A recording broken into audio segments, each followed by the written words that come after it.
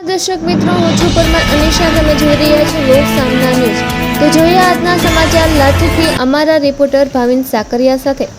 લાઠી તાલુકાના ખેડૂતો માટે આનંદના સમાચાર રૂપે તળાવ રિસ્ટોરેશન કાર્યનું ખાતમુહૂર્ત સ્થાનિક ધારાસભ્ય જનકભાઈ તળાવિયાના હસ્તે વિધિવત રીતે કરવામાં આવ્યું હતું.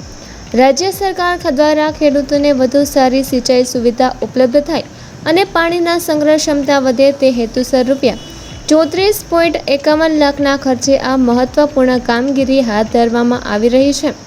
આ પ્રસંગે ધારાસભ્ય જનકભાઈ તળાવિયાએ જણાવ્યું હતું કે રાજ્ય સરકાર ખેડૂતોના હિતને સર્વોચ્ચ પ્રાથમિકતા આપી રહી છે.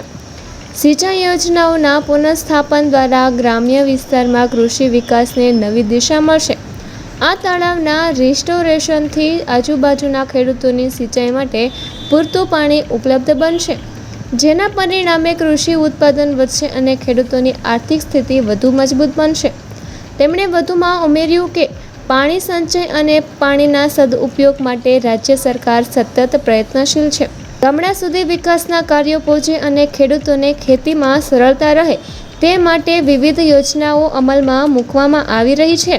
આ તળાવનું રિસ્ટોરેશન પૂર્ણ થયા બાદ વિસ્તારમાં પાણી સંગ્રહ ક્ષમતામાં વધારો થશે તેમજ ભૂગર્ભ જળસ્તર સુધારવામાં પણ મદદ મળશે. ખાતમુહૂર્ત કાર્યક્રમમાં જિલ્લા પંચાયતના સદસ્ય, તાલુકા ભાજપ પ્રમુખ, મહામંત્રી, સંગઠનના કાર્યકર્તાઓ, તાલુકા પંચાયતના ચૂંટાયેલા પ્રતિનિધિઓ, સરપંચશ્રી, આગેવાનો, ખેડૂત આગેવાનો તેમજ મોટી સંખ્યામાં ગ્રામજનો ઉપસ્થિત રહ્યા હતા. સમગ્ર કાર્યક્રમ ઉત્સાહભેર અને વિકાસમુખી વાતાવરણમાં યોજાયો હતો. તો ફરી મળીશું એક નવા સમાચાર સાથે. ત્યાં સુધી જોતા રહો લોક સામના ન્યૂઝ.